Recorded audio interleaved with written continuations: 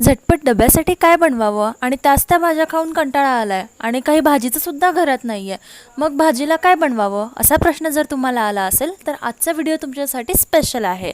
आज आपण बनवणार आहोत शेवची सुकी भाजी। रसाभाजी तर आपण नेहमीच बनवतो, पण सुकी भाजी अगदी कमीत कमी पदार्थामध्ये आणि 5 मिनिटांमध्ये तयार होणारी अशी रेसिपी आहे। चला तर मग इथे मी कढईमध्ये तेल घेतलंय, साधारण 3 चमचे तेल आहे। तेल आता गरम झालंय, आपण त्यामध्ये थोडी मोहरी घालूया। माझ्या मोहरीमध्ये थोडी हळद पडली आहे, त्यामुळे तिथे थोडा पिवळा रंग आलाय, त्याला तुम्ही प्लीज इग्नोर करा। मोहरी आता आपण छान तडतडू देऊया। मोहरी तडतडली आहे। एक मोठा कांदा मी चिरून घेतलेला आहे, तो आता यामध्ये घालते।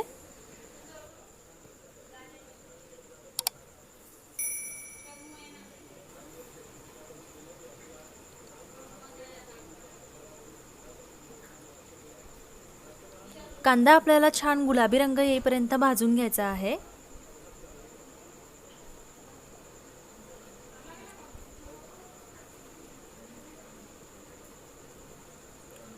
त्यानंतर आता यामध्ये मी 5-6 कढीपत्त्याचे पानं घालते, ते सुद्धा आपण यात छान भाजून घेऊया।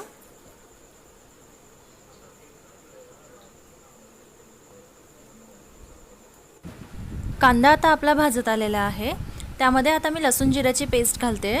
5-6 लसूण पाकळ्या आणि थोडं जिरं, साधारण हाफ टीस्पून जिरं घालून त्याची मी पेस्ट करून घेतलेली आहे आणि ती सुद्धा आपण यात त्याचा कच्चा वास जाईपर्यंत भाजून घेणार आहोत।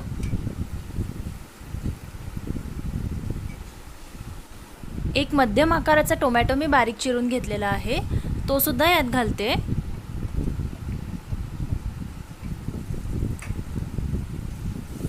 आता आपण याला छान मिक्स करून याला सुद्धा छान शिजवून घेऊया। एक झाकण ठेवून आपण याला 2 ते 3 मिनिट पूर्णपणे शिजवून घेऊया।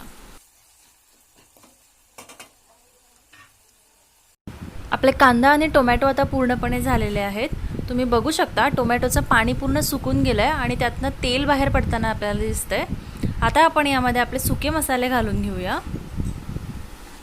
आता यामध्ये मी हाफ टीस्पून हळद घातली आहे, सोबतच 1 टीस्पून धनेपूड घातलाय आणि 1 टीस्पून लाल तिखट घालते आणि हे सगळे आता मसाले आपण मिक्स करून घेऊया।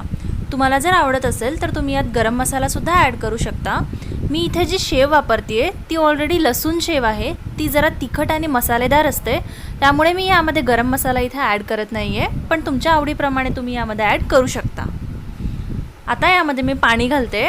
पाणी नॉर्मल टेम्परेचरचं घेतलं आहे आणि जरा कमीच आपल्याला लागणार आहे, साधारण 1 कप हे पाणी असेल, कारण पाणी जर जास्त झालं तर आपली शेव त्याची रस्सा भाजी होऊन जाईल किंवा त्या शेवीचं एकदम विरघळून त्याचं बेसन बनून जाईल, त्यामुळे आपण पाणी जरा कमीच घालूया। फक्त शेवीला मसाले लागतील एवढंच आपल्याला पाणी घालायचं आहे।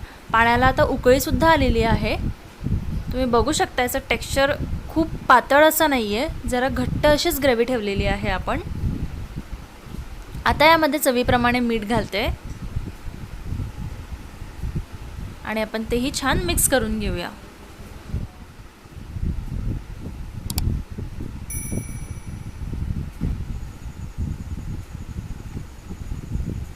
तर मसाले आपला रंग सोडतायत, ग्रेव्हीला सुद्धा टेक्स्चर एकदम मस्त आलेलं आहे। आता मी इथे 1 वाटी शेव घेतलेली आहे।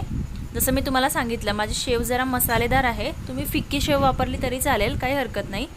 शेव आता आपण पूर्णपणे आपल्या ग्रेव्हीमध्ये मिक्स करून घेऊया।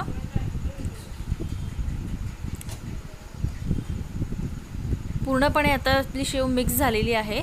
याला आपण 1 ते 2 मिनिटं वाफेवर फक्त शिजवून घेणार आहोत, जास्त आपल्याला शिजवायचं नाही आहे, कारण आपली ग्रेव्ही ऑलरेडी छान अशी शिजून गेलेली आहे। 1 ते 2 मिनिट आपल्याला गॅस सुरू ठेवायचा आहे, त्यानंतर गॅस बंद करून आपण ही भाजी सर्व करूया।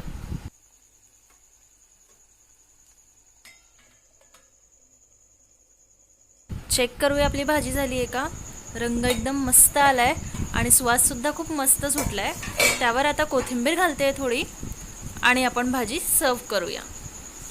तुम्ही सुद्धा शेवची सुकी भाजी ट्राय करा। माझा व्हिडिओ आवडला असेल तर लाईक करा आणि वराडी चटकाला सबस्क्राईब करा।